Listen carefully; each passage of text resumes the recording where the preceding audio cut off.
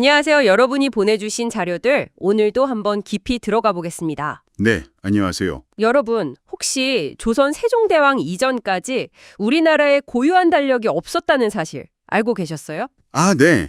주로 중국 달력을 가져다 썼죠. 근데 아무래도 위치가 다르니까 좀 안 맞는 부분이 있었을 거고요. 맞아요. 오차가 꽤 심했다고 해요. 그래서 세종 1442년에 칠정산이라는 독자적인 달력을 만들었는데 이게 그냥 달력이 아니라 뭐랄까 우리만의 기준을 세우고 국가적 정체성을 보여주는 그런 사건이었거든요. 그렇죠. 시간의 기준을 스스로 정한다는 건 굉장히 중요한 의미니까요. 자주적인 국가로서의 면모랄까요? 네, 바로 그 지점인데요. 왜 달력 이야기로 시작했냐면 오늘 우리가 살펴볼 자료가 바로 이 시간과 의미에 대한 이야기이기 때문입니다. 오순절이라는 날이 어떻게 시작되었고 또 시대에 따라 그 의미가 어떻게 깊어졌는지를 추적하는 내용이에요. 아, 오순절이요. 네.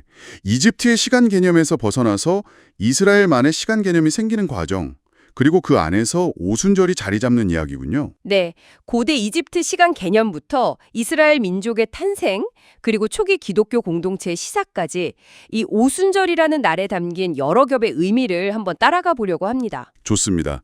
자료를 보면 이집트는 날강 범람이나 태양신 숭배 이런 거에 맞춰서 여름을 세회로 봤다고 하잖아요. 네, 6월경 하지 무렵에요. 근데 하나님은 모세한테 전혀 다른 때, 그러니까 이집트를 탈출한 달, 6월절에 있는 봄, 3월경이죠.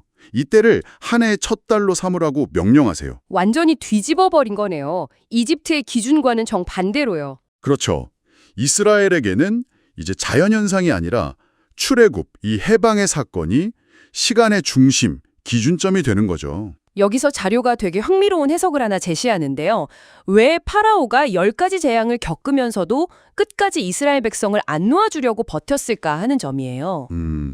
보통은 그냥 마음이 완악해서 고집이 세서 그랬다고 생각하기 쉬운데 네, 근데 자료는 그 시점이 중요했다고 봐요.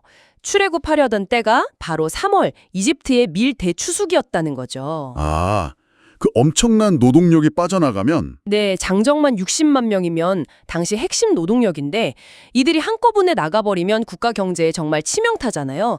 그러니까 필사적으로 막으려 했다는 해석이에요. 와, 그 관점에서 보니까 출애굽이 정말 그냥 단순한 탈출이 아니라 엄청난 경제적 정치적 결단이 필요한 전환점이었네요. 그렇죠. 그런 극적인 탈출 이후에 이 경험을 기억하고 공동체를 다지는 의례가 필요했을 텐데 그래서 출애굽 50일째 되는 날이 중요해지는 거죠. 네, 여정을 좀 따라가 보면요.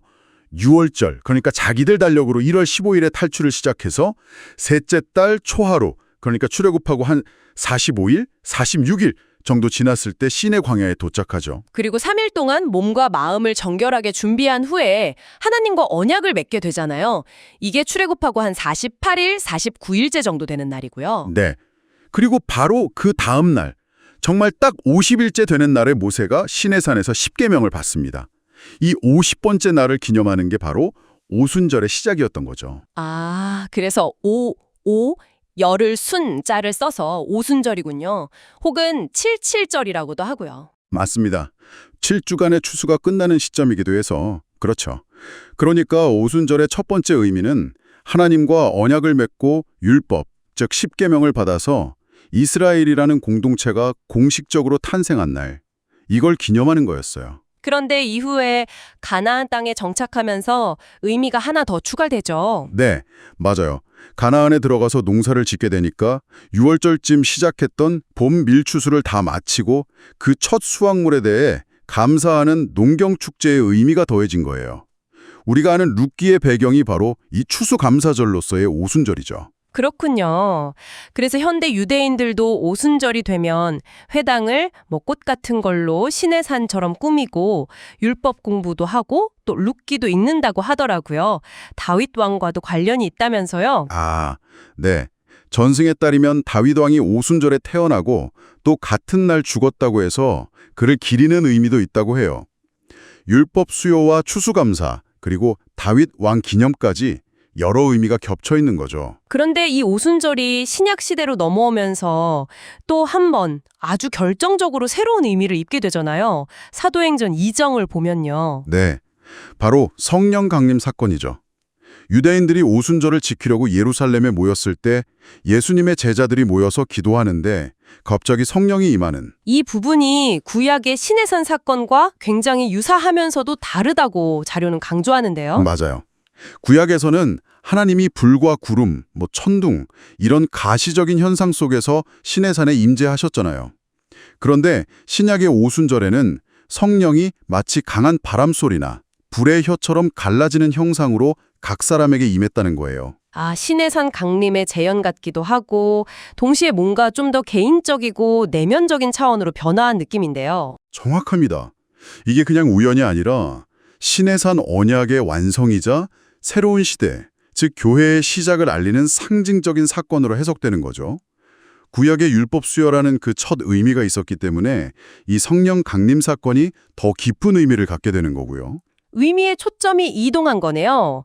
과거에는 모세 같은 어떤 특별한 지도자를 통해서 율법이 주어졌다면 네, 이제는 믿는 모든 사람, 각 개인에게 성령이 직접 부어짐으로써 누구나 하나님과 직접적인 관계를 맺고 그분의 뜻을 알 수 있게 되었다는 거죠. 이것이 바로 교회의 탄생이고 새 이스라엘의 시작이라는 의미로 확장된 겁니다. 특히 그 방언 현상 있잖아요. 여러 나라 말로 복음이 선포되는 것. 이것도 의미가 있겠네요. 네, 과거에 인간의 교만으로 언어가 갈라졌던 바벨탑 사건과 대비되면서 이제 성령 안에서 모든 민족이 언어의 장벽을 넘어 복음으로 하나 될 수 있다는 희망을 보여주는 상징으로 보기도 합니다. 기념의 초점 자체가 율법 수요에서 성령 강림과 교회 탄생으로 옮겨간 거죠. 와, 정말 정대를 해보면 오순절이라는 이 하루에 정말 많은 이야기가 겹겹이 쌓여 있네요. 이집트의 시간에서 해방된 기억에서 시작해서 시내산에서 율법을 받아 공동체가 형성되고 또 가나안 정착 후에는 추수감사절이 되고 마지막에는 성령 강림을 통해 교회가 시작된 날까지. 네, 하나의 절기가 이렇게 역사를 통과하면서 의미가 계속 풍성해지고 또 깊어지는 과정 자체가 참 흥미로운 것 같아요.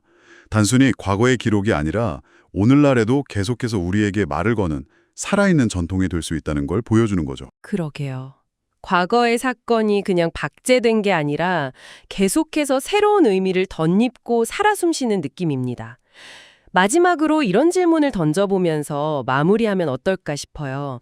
자료에서 봤듯이 오순절의 의미는 하나로 고정된 게 아니라 시대의 필요 속에서 농경적 의미가 더해지고 또 성령 강림이라는 새로운 의미가 덧붙여졌잖아요. 네, 그렇죠. 그렇다면 아직 오래된 사건이나 전통이라 할지라도 오늘을 살아가는 우리의 질문과 경험 속에서 또다시 새롭게 해석되고 어쩌면 또 다른 의미를 발견할 수 있는 가능성이 열려 있는 건 아닐까요?